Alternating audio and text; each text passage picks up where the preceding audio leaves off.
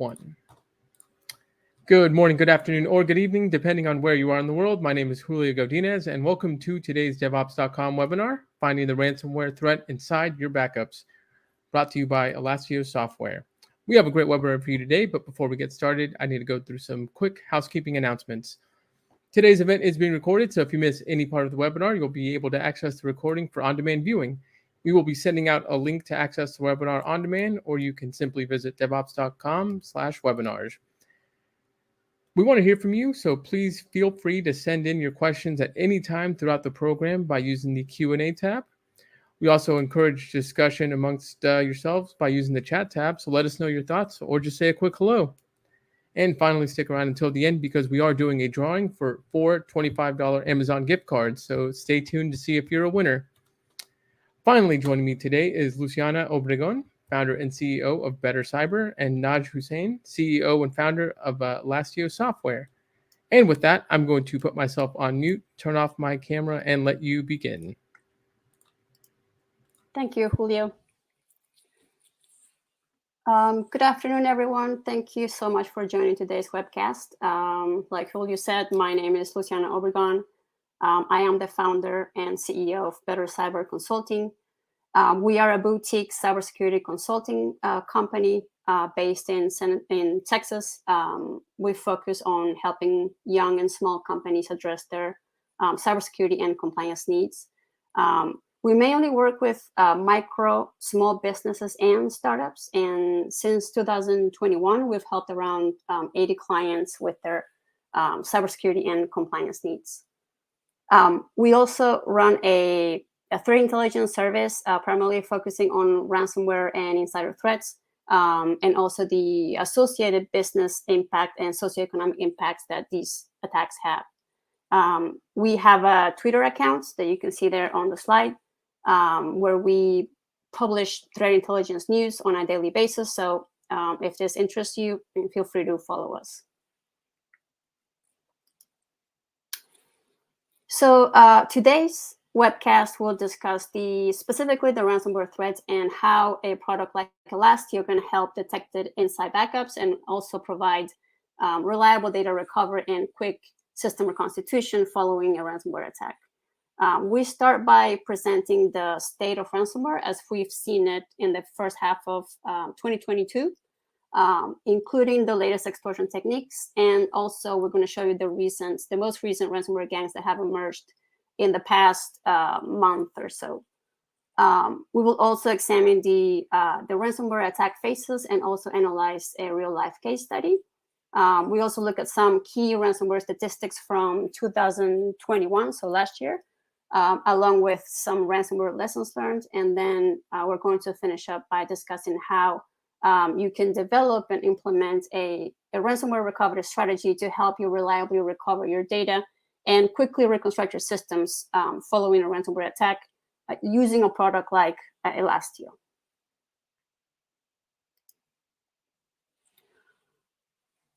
So in the first half of 2022, we've seen around 50 or so active ransomware gangs operating pretty much across all sectors worldwide. To date, however, there are probably around 20 to 25 active ransomware groups. We see new ones, pop up here and there. They compromise a few companies and then they just go idle for months or just disappear. They don't show up anymore. And we also see a lot of the big ransomware gangs rebrand themselves, so they come up under a different name, presumably to evade detection. We've also seen new extortion techniques being used. As a matter of fact, in the next slide, we're going to show you a new technique that emerged about last month. But for the most part, the extortion techniques used by the majority of the ransomware groups include basically denying access to files for IT systems or an IT service. And that's the most obvious one. But they also include what's called naming and shaming, which involves disclosing companies' information on a dark websites when a company refuses to pay the ransom. And there's also some ransomware groups that also launch denial of service attacks or distributed denial of service attacks against companies that also decide not to pay the ransom. We've also seen an increase in the use of ransomware as a service, which is why we think we see so many new groups come up, pretty frequently and then suddenly disappear. Ransomware as a service is a very, very lucrative business model for both the ransomware developer or the individuals building the ransomware and the what's called the affiliates or the individuals that use it. Because the developer can sell the ransomware for either a monthly fee, like a subscription fee, or profit sharing, so a percentage of the ransomware payments received by the affiliates. And then the affiliates can launch attacks without really needing any kind of technical expertise, which basically lowers the technical bar and allows anyone to enter this market. Another pretty interesting tactic that we've seen is the attack against backups and backup vaults, which we will discuss in great detail in upcoming slides. And we've also seen a significant increase in attacks against both local and foreign governments, particularly throughout Latin America. We've seen attacks against Costa Rica. We've seen attacks against Peru. And we've also seen attacks against some African nations. And lastly, I do want to mention that the impacts following a ransomware attack are pretty evident. In addition to financial losses and operational downtime for the impacted company, we've also seen socioeconomic impacts, particularly when government institutions or agencies get attacked, or healthcare organizations, energy companies, food manufacturers, pretty much any company that could affect our daily lives. We're going to see some kind of socioeconomic impact.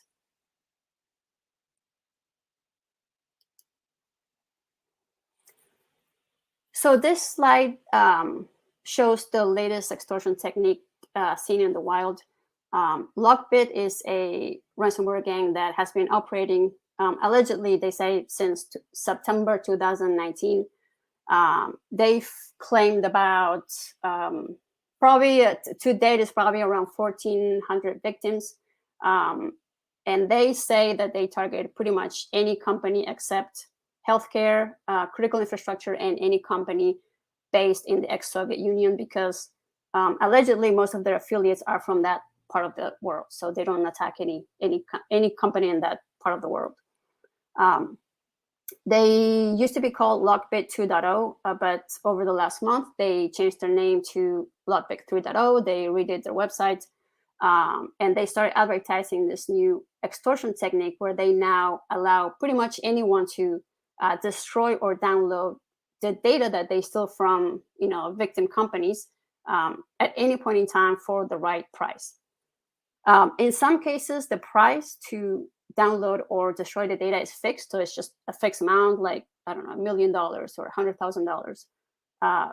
But in some cases, the price actually decreases by some value, by some amount per second. So I've seen it decrease by $10 per second, and then I've also seen it decrease by $1 per second.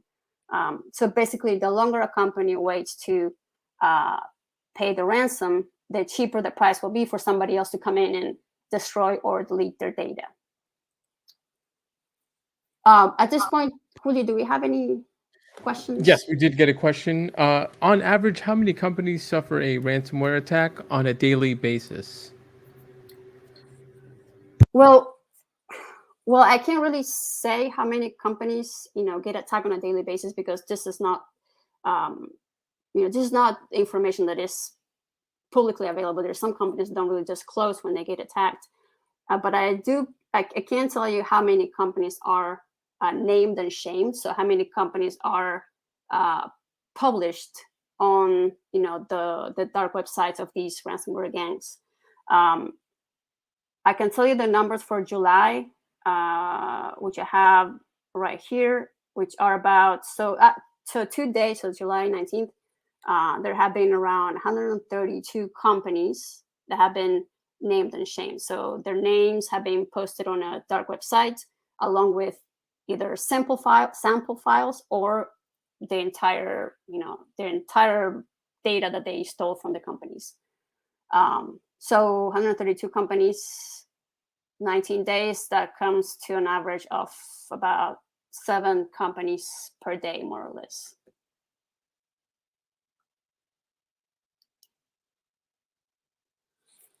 So these are the most recent ransomware gangs that have been operating in the past month, or we've seen them operate in the past month. Some of these, like the first one on the list, which I don't really know how to pronounce it. I think it's Yan Luang or something like that. They've been operating for a while, but they have recently began publishing their victims' data on a dark website. And others, like Lilith, the bottom one, they have a dark website, but they don't have any companies published. So we don't know if they have actually, compromised any companies or not at this point.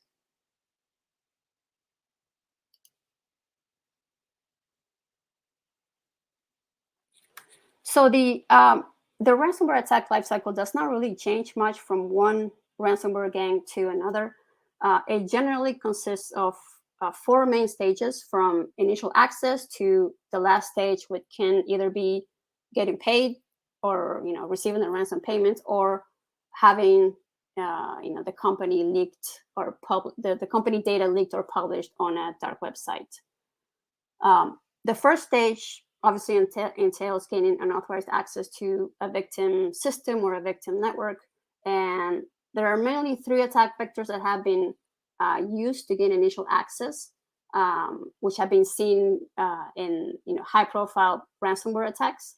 And these include phishing, exploitation of vulnerabilities on particularly publicly available systems, like systems that are exposed to the internet, including zero-day vulnerabilities, and also using stolen credentials or compromised credentials that these ransomware gangs buy from a dark market in the dark web. For example, with credentials to an internet-facing RDP server. And they typically do this to expedite the initial access phase and basically avoid having to find a vulnerability. If they buy credentials, they pretty much gain direct access into a system, and then from there they can just start their attack. So once they gain initial access into a system or network or application, they can start scanning internal systems and networks for any open file shares, looking for sensitive files or critical system or configuration files.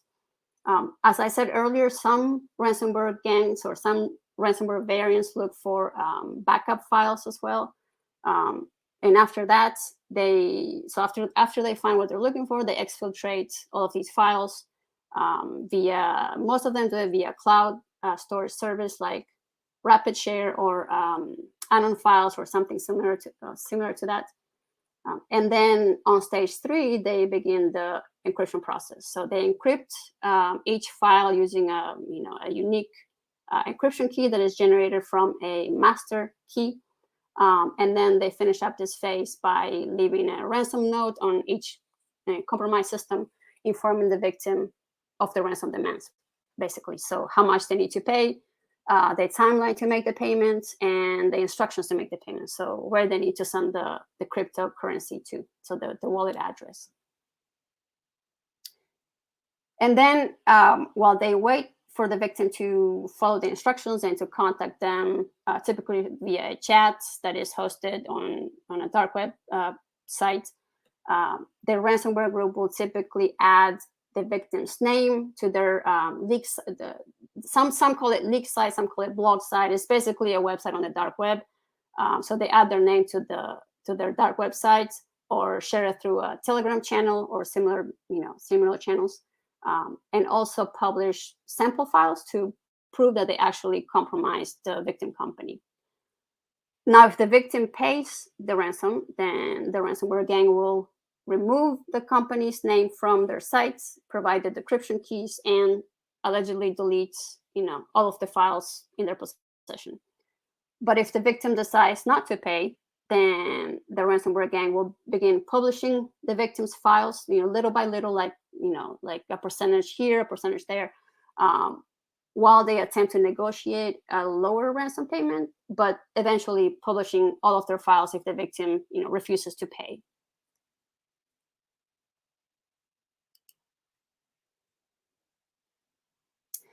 So this is a case study that it's intended to show the far-reaching business impact of a ransomware attack.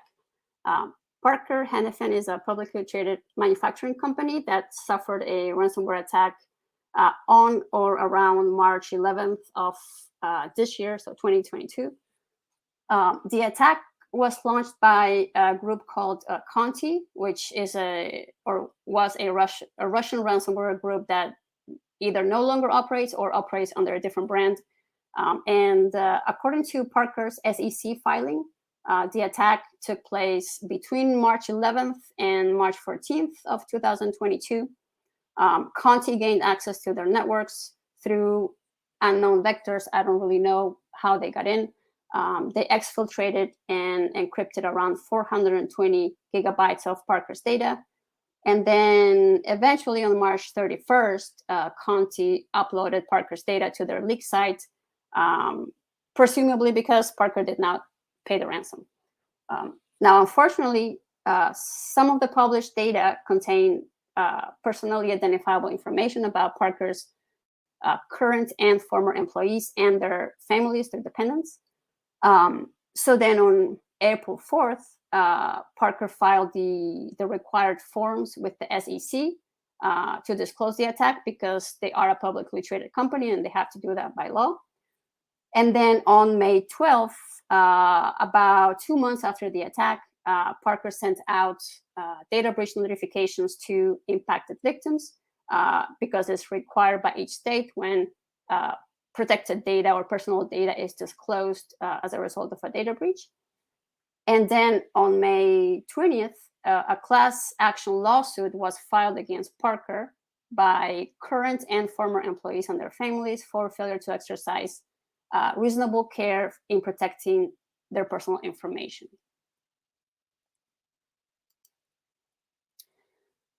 And this was Parker's response to the ransomware attack, pretty much saying that the incidents did not have any significant financial or operational impact, and that they do not believe that it will have a material impact, and that they also carry a cyber insurance policy.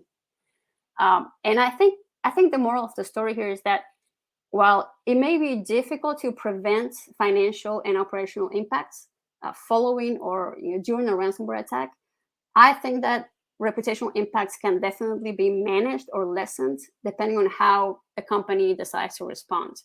I think that minimizing the incident does not really help in the eyes of the public because, especially when protected data or personal data is involved, data that doesn't really belong to the victim company.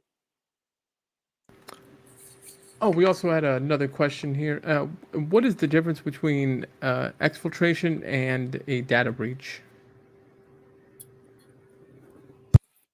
So data exfiltration is basically stealing data that belongs to a company that is stored on a computer system. So basically somebody gets in, gains unauthorized access to data. That data can be pretty much anything, can be confidential data, business data, public data, and then they take that data and they transfer it to an external system that they control. Now, if within the exfiltrated data there is information that is protected by law, such as, for example, personally identifiable information. So in the United States, that would be first and last name in a combination with a social security number or a driver's license number or a passport number, or protected health information. Then if that data is involved in the exfiltration, then that becomes a data breach. So a data breach involves protected data, personal information or health information.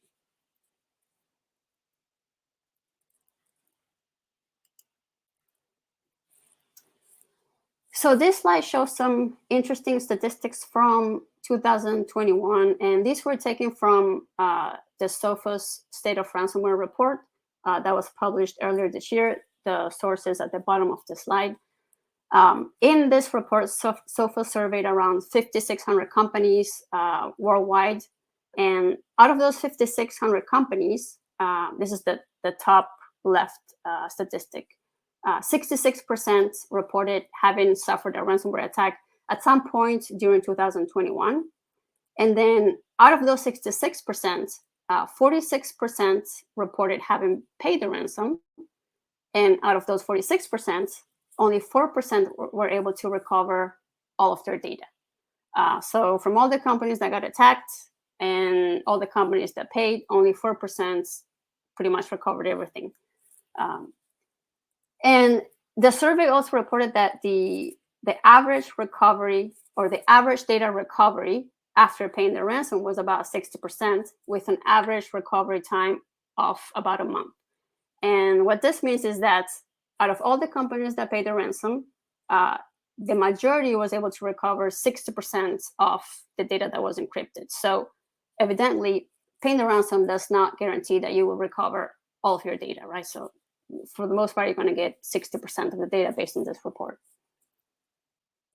However, the most worrisome statistic, in my opinion, is the last one. Actually, the one at the bottom right is titled Ransomware Controls Perception. The Sophos report indicated that out of the companies that did not suffer a ransomware attack in 2021, 57% attributed that to having had backups in place, while 37% attributed that to having had a cyber insurance policy in place, none of which really help prevent or detect a ransomware attack.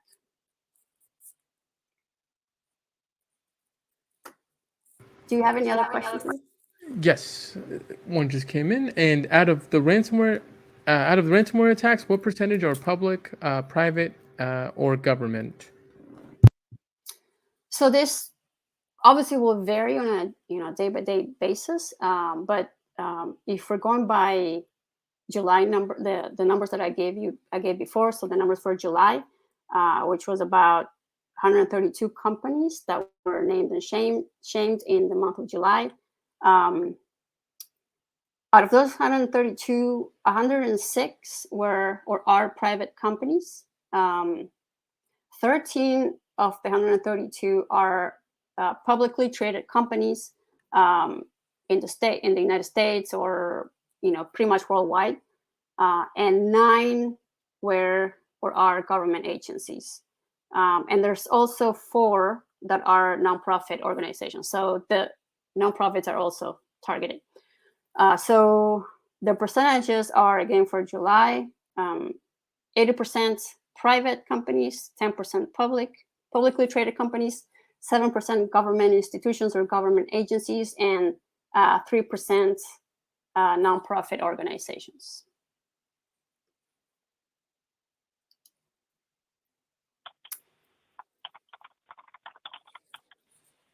So by now, we probably know that backups are essential to recovering from a ransomware attack. But as I've mentioned before, some ransomware variants attack backup vaults and backup infrastructures, whether that's directly or indirectly. I think someone is unmuted. I'm not sure who that is. I hear some background noise. Okay, that's better. So while some attacks compromise, backup infrastructures through, for example, unpatched vulnerabilities or misconfigurations, others specifically target backup storage or the backup vaults to purposely delete copies of backup data to pretty much make recovery impossible and increase the chances of the ransomware group getting paid, right? Conti, the Russian ransomware gang that no longer operates or operates under a different name, is an example of a ransomware gang that targeted the VM backup solution explicitly by deleting the backups in the last step of their attack. But another way that backups can be vulnerable to ransomware include ransomware, the actual ransomware, laying dormant in backup files and then detonating upon restoring a system from backups or from an infected backup. So, for example, if someone unknowingly downloads a file that is infected with ransomware on a system or on a computer system that does not have any endpoint security control, so there's no EDR, there's no AV, nothing. But let's say the user does not execute that malicious file. So the file is going to remain on the system until it is found and removed. However, if that system is backed up like at on a regular schedule, the malicious file is going to be backed up just as any other file that is stored on the same system, effectively infecting the backups, so the backup generations, and possibly reintroducing the ransomware when the system is restored from an infected backup. And this would obviously increase the recovery time objectives and also the recovery costs.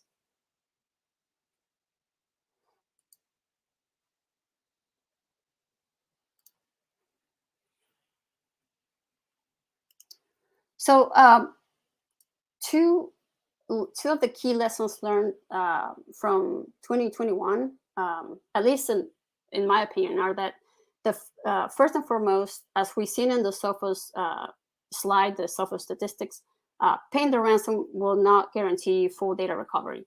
And second, that backups can be vulnerable to ransomware. So if paying the ransomware will not get all the data back and backups can be attacked, then what do we do? Well, my recommendation would be for companies to start developing and implementing effective ransomware recovery strategies, starting with suitable and well-tested business continuity and IT disaster recovery plans, which are really not just about taking full and incremental, system backups. That's just the technical part of it. But business continuity and planning is about, identifying mission critical processes, identifying IT infrastructure and the resources that support those processes, and also establishing recovery point objectives and recovery time objectives that are both reasonable and achievable. From my experience working in 2 Fortune 100 companies, business continuity and DR planning can be very tedious exercises, and many large organizations take the compliance approach, by just checking the box. But having an effective contingency and response strategy can really make a huge difference following a ransomware attack. Another recommendation, to reliably recover from a ransomware attack would be you need to have clean, complete, and accurate backups, which requires regular backup testing to ensure that you can fully reconstruct a system within your established recovery point objectives and recovery time objectives. And on top of that, you should also think about hardening your backup infrastructures, and this would include segmenting your backup, consoles and systems from the rest of the network to reduce the attack surface and limit the risk of unauthorized access. This would also include storing backups or backup files in air-gapped locations, such as offline or in a dedicated cloud account, for example.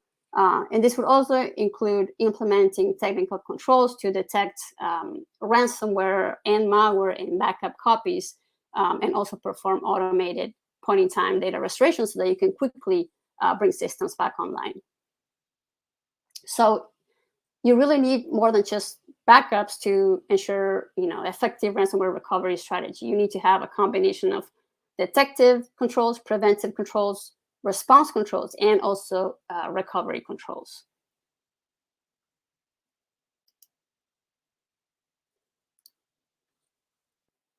So ransomware in the cloud is no different than ransomware on-prem, and it has the same outcome as traditional ransomware, but it does use new approaches and techniques.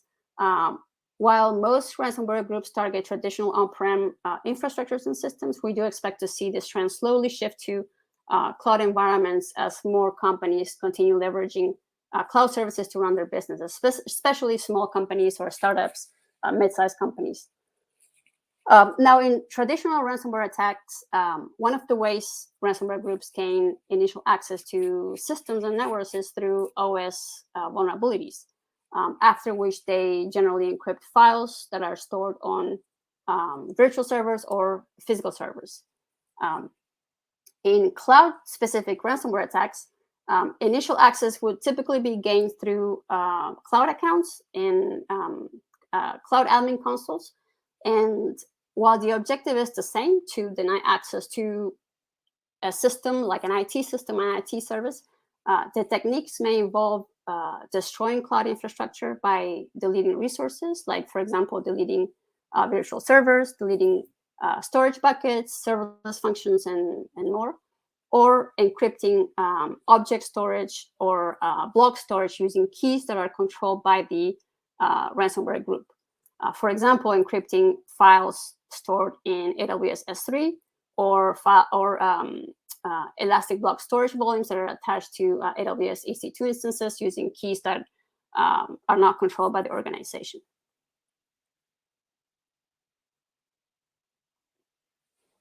Okay, we did have a couple of questions here. So first one, I know most attacks are on Windows. I run a lot of Linux. Is this a threat? Yes, Windows is definitely the primary target, but there are some ransomware variants that have been going around that target Linux and specifically VMware ESXi servers. The ones that I know about are things as Avos Locker or Avos Locker. That's one of them. That they have a VMware ESXi variant. Cheer Script is another one. Lockbit has a Linux version and a VMware version. Black Cat also is another one. I believe Conti also has a Linux variant, and Hive from Hive Leaks also has a Linux version as well. So yes, it's a threat as well. All right. And the second question here is: are cloud databases being attacked? Well, cloud databases can definitely be attacked, whether we're talking about like a database as a service like AWS RDS or DynamoDB, or a database running on a virtual server like a MySQL instance or MySQL running on an EC2 instance, for example, talking about AWS. While I'm not aware of databases actually being encrypted during a ransomware attack, I mean, I could be wrong, but I have seen database tables being deleted, during a ransomware attack. So actually exfiltrated first and then deleted, and then the ransom demand follows deleting the tables, the database tables. So yes, they can be attacked.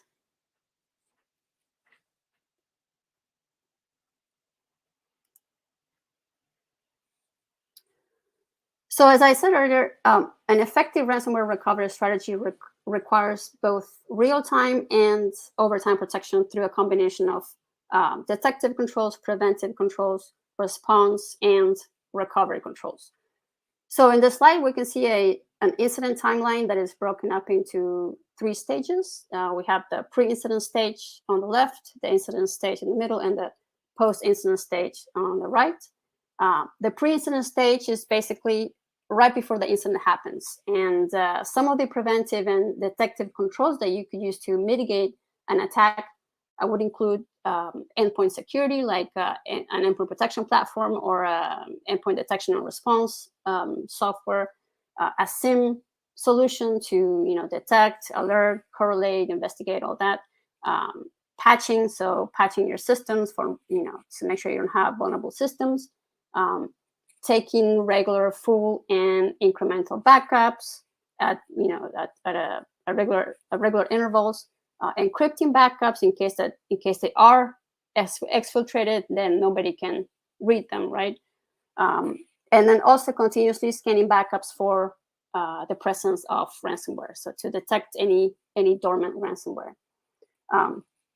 Similarly, in the incident stage, or while the incident is in progress, response controls are needed. So this would include for example, manage detection and response, or incident response retainers with security companies, or even in-house incident response capabilities. You should continue taking full and incremental backups and continue scanning those backups for ransomware.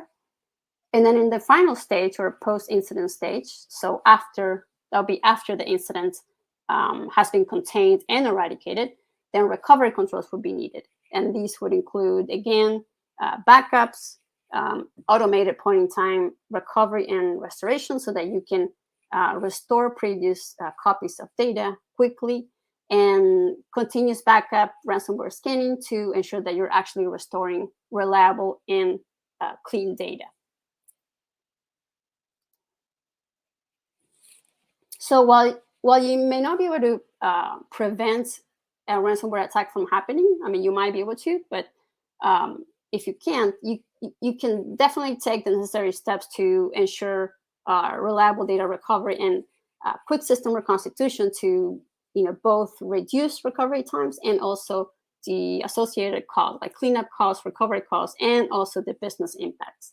And one way to do that is by implementing a modern backup infrastructure that provides different capabilities. For example, and you're going to hear this one pretty often when talking about ransomware. That's immutability, or the ability to prevent backup copies or backup files from being changed, which would prevent the ransomware from deleting backup files or encrypting backup files. Isolation is another one, or storing backup copies in air-gapped locations to reduce the risk of unauthorized access to those files.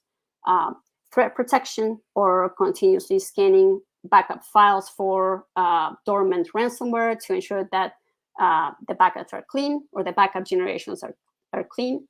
And also instant recovery, or the ability to directly mount backup data so that you can quickly bring systems back online after a ransomware attack. And these capabilities you can find in a product like Elasti. So Elasti can help with all of this. So I mentioned Elasti probably 3 times now, or 4 times. So what is Elasti? So Elasti is a data protection software that was born in the cloud. So it's cloud native, and it was built for the cloud. And it allows you to take full and incremental backups of your data at intervals that you specify based on your recovery point objectives, while also at the same time scanning backup generations for dormant ransomware and other types of malware, which effectively ensures the integrity of your backup files and also automates point-in-time recovery and restoration. So Naj is going to show a demo of the product, but just in summary, the product uses machine learning to detect the latest ransomware variants, and you can store the backup files in your own account, which basically separates the control plane from the data plane, and also adds that their air-gapped layer, right, of protection. You can even store the backup files in a dedicated account, like, for example, an AWS account that is separate from your production account. And this can also help you meet any compliance or legal requirements that you may have in terms of data protection or data localization or data residency. And then also, the product provides immutability. So it prevents backup files from being deleted or changed. And then the last thing I'll say about Elasti is that you can integrate Elasti with your CI/CD pipeline so that backups are taken and scanned for ransomware at different stages of the software development lifecycle, which basically ensures that your software is born securely from the start. We did have a quick question here. Does it work in a cloud hybrid environment? Naj, you want to take that one? Yeah, hi. Thanks, Luciana. Typically, we're focused today on AWS, and we do support multi-cloud. So, yes, we can operate from Azure, GCP, and AWS.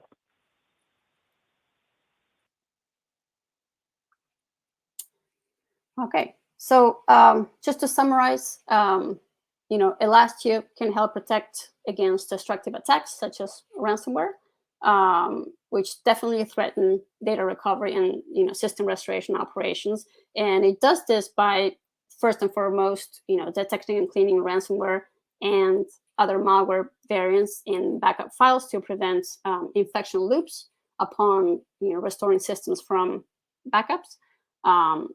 Protecting backups, the backup infrastructures in the backup vaults by separating the control plane from the data plane and allowing you to store your backup files in your own account that you control.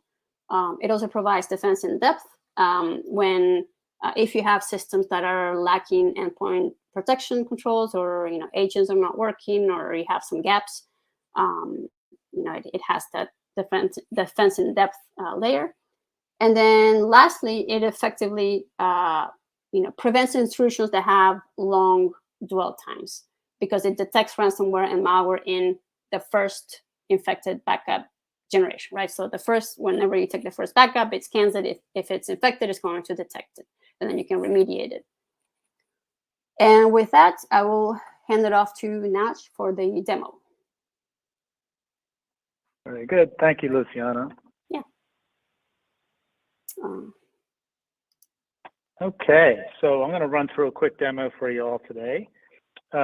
First, I'll give you a little bit about Alessio. And so we really focus on, spent a lot of engineering effort to focus on finding a safe way to recover your cloud applications in AWS. We initially started in AWS. It's where we're focused right now, but we do support clients being run on Azure and GCP as well. So a couple of things we'll show on the demo today: automatically detecting a recovery from ransomware hiding in your cloud apps. We'll show you how that works. We'll show you how to automate it. We'll run a Terraform script for you to create some instances. We'll show you how our policies automatically pick up resources based on tags and automatically protect them and scan them for you. We'll also give you a brief insight into how powerful the CLI is and how you can protect basically any type of modern application data, including streaming data, Kafka, MSK, things, any type of databases, Postgres, Oracle, RDS, etc. We can protect individual tables, files, file systems, block devices, containers. That all comes to the ride with Alessio. So this product was architected really to protect any type of application and its associated data and state. Also, there's a, in the platform, it's super easy. There's no agents required. So you can literally stand us up in any account, multiple accounts, doesn't matter. You could tell Elasti, hey, pick up all my cattle or instances running automatically, protect them and scan them, and tell me the result. So we can continually do that. So we try to detect vulnerabilities early in your network, any type of vulnerability that's lying inside of your data. So architecturally, I'll just show you quick for the demo what this looks like. So the software is broken up into two components. There's a service that runs inside of the customer account. There's a tenant. This tenant is it's a multi-tenant SaaS. So this is where you log into the portal. You can set up teams, users, etc. You get your dashboards there and so on. But none of the data is kept there. Everything's kept within your account, under your control, inside of your network. So a service is deployed here. I'll give you a quick insight on how that works.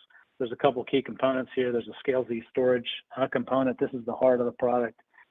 This is where it's basically a secondary storage engine, but this is highly protected. So everything in here is deduped, compressed, encrypted. There's a safety lock mechanism coming in the next short order, and basically that locks down the objects so they cannot be deleted. So even if a bad guy gets into this account with root privilege, those backups cannot be touched. So that's an important safety consideration. The app defense component is our deep inspection of the recovery points. So we deeply inspect each one for both malware and ransomware. We have some unique ML algorithms to kind of look for encryption inside of the files, inside of the recovery point, and we will, we'll identify suspicious files and try to pinpoint to exactly the type of ransomware or malware that's identified. And then you have air gap built in. So we have multiple opportunities for air gap. So one is cross account. So you can deploy this in the Elasti service in a separate account. And then you can have your prod account being different, and you can protect your prod assets inside of this air gapped account. So that protects against somebody breaking into your prod account, deleting data, at least to your air gap there. You can also do this inter-cloud, so across cloud. So you could have, for example, a GCP database, Postgres database. You can protect that into Elasti running on AWS and have isolated protection in that way. Okay. So I'm going to now pop into a demo. So let's start. So let's see here. So I'm going to show you kind of something that's been detected. So here's an example of what happened. So in this scenario, we've protected some assets. Assets in this case were EC2 and EBS, EC2 instances, EBS volumes. And you can see here we scanned 253,000 files, and we found both malware and ransom here. It's WannaCry sitting in this thing. So this is the result of that scan. So as soon as that recovery point's generated, this scan is happened. It scans it and then produces the result. So you'll be notified if there's an issue, of course, and as the operations team or the DevOps team, and then from that you can do some things. So you can obviously give this to the forensics folks. This is a immutable copy, so you can mount these. You can mount this thing, and I'll show you that. So you can mount this. Our client runs on either Windows, Mac, or Linux. It can run anywhere, so you can deploy that somewhere. So I'm just going to go and do that for you. Let's see here. I think here's a good place. So I'm just going to run that mount command here. This takes a couple minutes, mounts this recovery point. But what this does is it gives you access to the data inside of that recovery point. So once you have access to it, you can then look at the infected files. You can restore files from it if you need to. But the forensics team can now use this data set and drive deep into it. I'll come back to this after this mount is completed. So you can also go to the last known clean recovery point, so you can quickly restore if you need to. So I've identified a virus, I've identified a problem in the network. I can then quickly take this and restore it right back to the last known clean recovery point. And Elasti maintains that for you. So this could be a day old. In this case, it happens to be 6 days old in this example. But you will know this on every backup that occurs. You'll get a history of what's happening. So you'll know if you're backing up every 15 minutes or every hour, you'll know within the next hour if you have an infection. So you can react to it very quickly and hopefully remediate the problem very quickly. I'm going to now show you how to automate this. So we'll get to that. So the first thing I'm going to do within Elasti, there's a concept called a policy. So a policy is it's an object that you can create. I'm going to say protect EC2. I'm going to say I'm going to run this every 15 minutes. Pretty straightforward. I'm going to scan them for both malware and ransomware. I'm going to do that. This will happen automatically. And then I'm going to do it by tag. So I'm going to say something like prod. Let's see, I think I call it Elasti. Yeah, I believe that's what I called it. So I'm going to save and activate that. So this policy is just running in the background. So it's going to detect any asset with that tag. So what I'll do from here, here's the mount point, by the way. I'll come back to that in a minute. So what I'm going to do is create some instances here. Oops. I'm not the best at this, but I'll do this here. So I'm going to run a little Terraform here. Hopefully that runs well. So what this is going to do is automatically, this is simulating creation of some instances inside of a pipeline. So it's going to go create these instances for us inside of this account. And then I'm going to pop back to Elasti. It'll automatically detect those and then bring those into play. So let's look at assets now. Yep, so here they are. These are the 5 I've just created. And so now these are automatically, there's no backups yet, but when this interval hits, let me show you. So in the next 11 minutes, these assets will automatically get picked up and protected. So we have many customers doing this. It makes it super simple to build this into your deployment pipelines just to protect your assets that way. So it becomes an automated way of doing this. Okay. So also the next step I think I'll show you quickly is how you deploy this. It's super straightforward. So the way this gets deployed as per the diagram, you deploy us into an account. So I have an account here. Let me just pick an ID. I'm going to deploy it, and this is already deployed in this account, but I'll show you how it works. So what we do is we deploy a CFN, CloudFormation template, inside of your account. So I've already done that here. But what would happen is this would pop you into this console, take you to CFN. You would review it. You would acknowledge it. CloudWatch is watching everything we do, so you know exactly what's going on. And also there's online documentation on exactly the IAM roles we request and so on. And we've done a lot of work to make sure this is hardened and secured for the customer. So we don't have really any access to data in your infrastructure at all. So then you would deploy, once you deploy the CFN, then you'd pick the regions you want to deploy on. I've already deployed on these 2 regions, so that's done. You can also enable service statistics. So we'll determine from these statistics, we'll determine the cost to protect the storage. Obviously, we compress and dedupe, saving you a lot on S3 storage. But we do use some spot compute to do some more processing. We call it spot smart.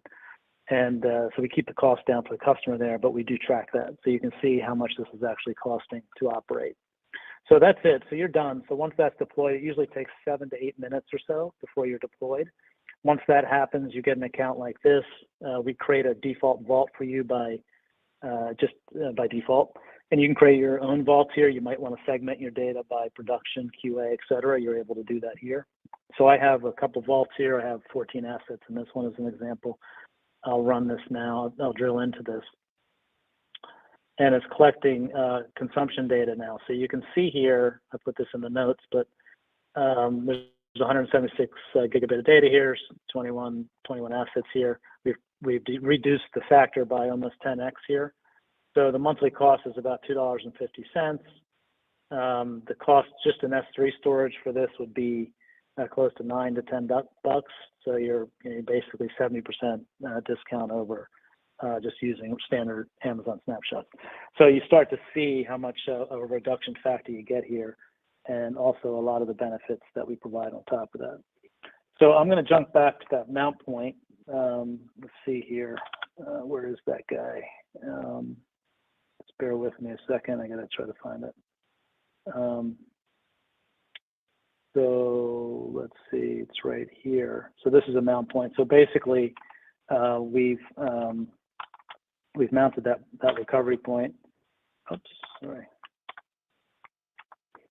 I'm just going to do this for you. Okay, here's the data. So basically, this is the data from the infected recovery point, and you can see there's some infection here. Here's one of them. Here's one of the bad guys files in here. So this can go right to your forensics team. They have access to this. They can do this offline. It's not infecting production or anything. And then while you restore to the last known good.